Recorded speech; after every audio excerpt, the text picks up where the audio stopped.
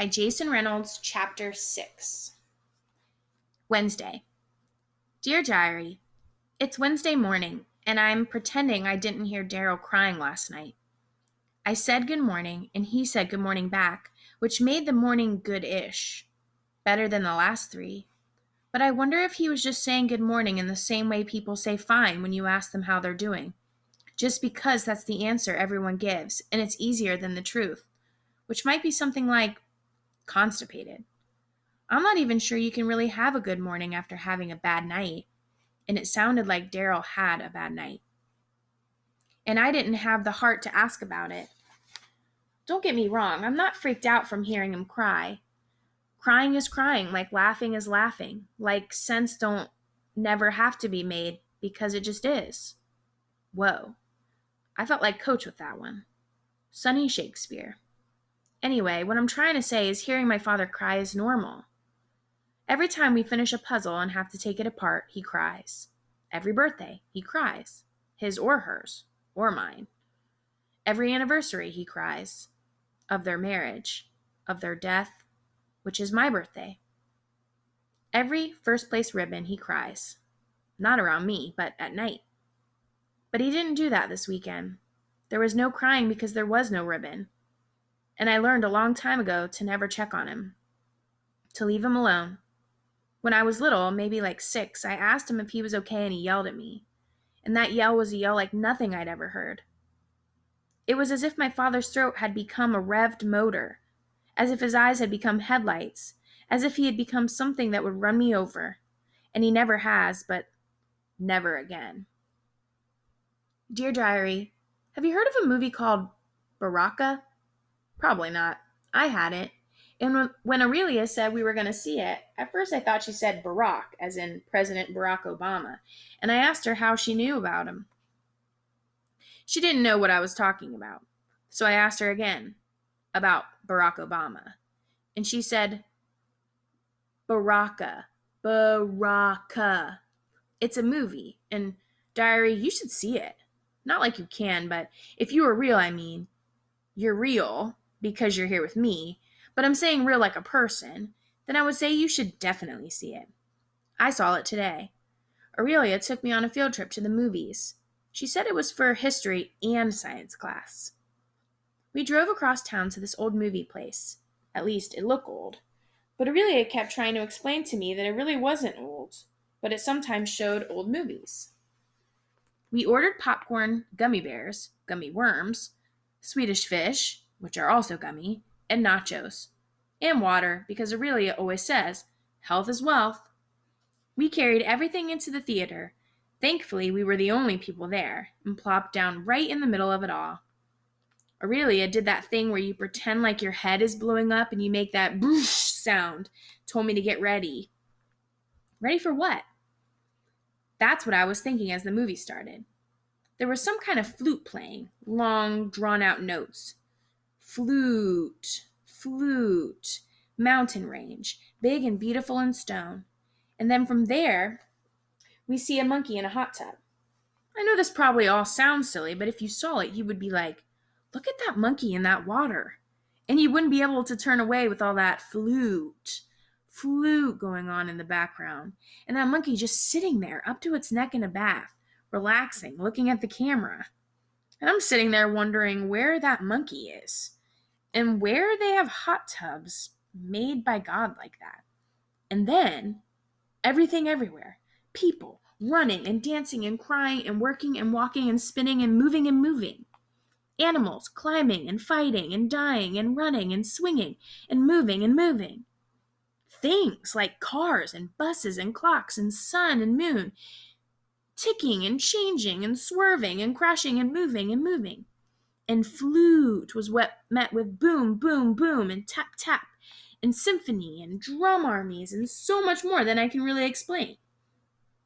I guess the best way to explain it to you, Diary, is this is what you will be like when I filled up all your pages, maybe. Or maybe if everyone, the whole world, wrote in you at the same time. Or something. I can't explain it right, but Baraka must mean something like, whoa. Either whoa, or maybe it's the sound tears make, but not the ones that come out, the ones that stay in. Yeah, that might be Baraka, because that's how I felt at the end of it.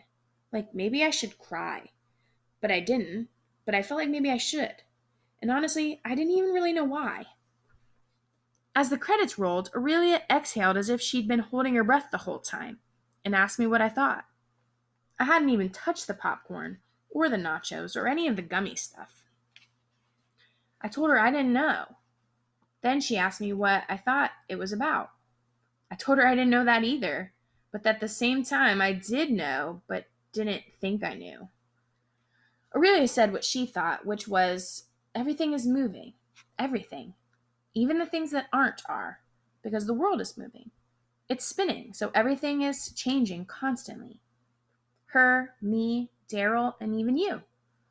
And that somehow everything is still connected. Aurelia gets deep like Coach sometimes, too. And I like it. Dear Diary, practice was funny. Sort of. The part of it where I tried to explain Baraka to Patty while we were stretching. That kind of funny. I told her the movie was deep. Deeper than deep. Stretch. She couldn't believe there were no words. Stretch. I told her over and over again that it was just action. Stretch. And Patty didn't get it, but Lou said he did. He said there would be all action whenever a movie was made about him. Stretch. And then Aaron jumped in all huff and puff and blow your house down. He said no one would ever watch a movie about Lou. Then switch. Lou said they'd make one about him before they'd make one about Aaron. Sounds true. Ghost said, womp womp. Patty laughed. I laughed. Then Aaron said something about me not being allowed to laugh because they were having a runner's conversation.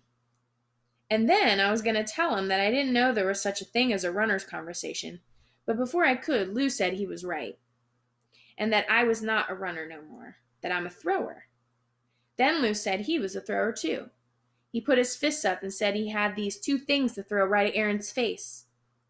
Patty made that weird noise when you blow air out of your nose in a short burst as a way to be like, oh, the noise that sounds like shh. Ghost nodded and held his fists up too, and then, of course, Coach came over and said those hands better be getting ready to work on form. Then he told Lou to count us off.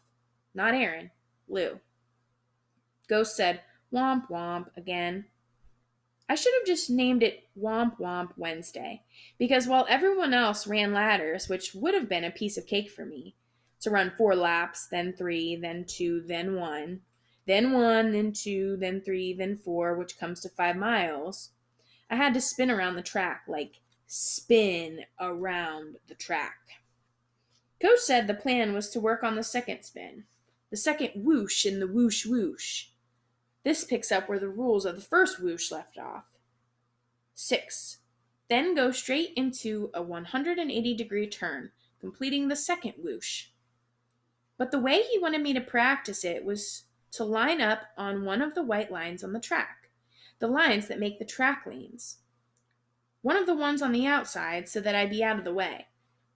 Coach told me to keep my feet on the line, that every step after the 230, then after the 180, should land on the line. Coach demonstrated it so I could see how it was done. Then he did it again. Then again, faster.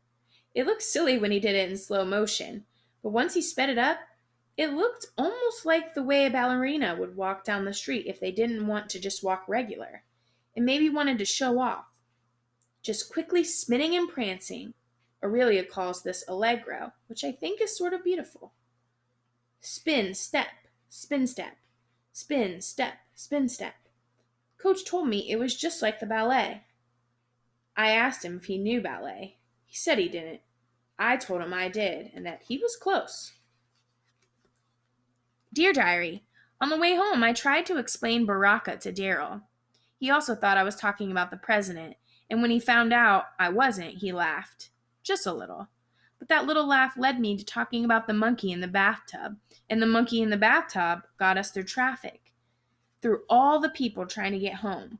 And I talked about all the people in the movie running and dancing and crying and working and walking and spinning and moving, and then we were getting out of the car, going into the house where we heated up TV dinners that were supposed to be meatloaf, but Daryl called it some animal, and I explained the animals in Baraka, climbing and fighting and dying and running and swinging and moving.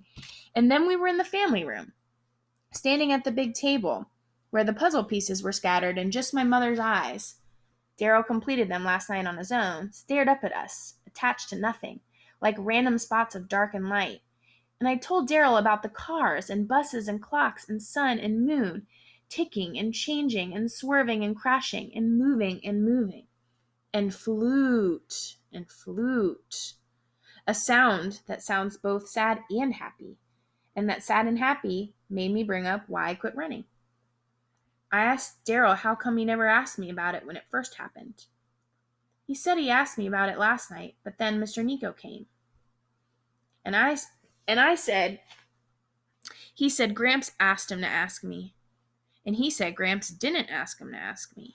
And I asked him why he didn't just ask me. He asked me what there was to ask.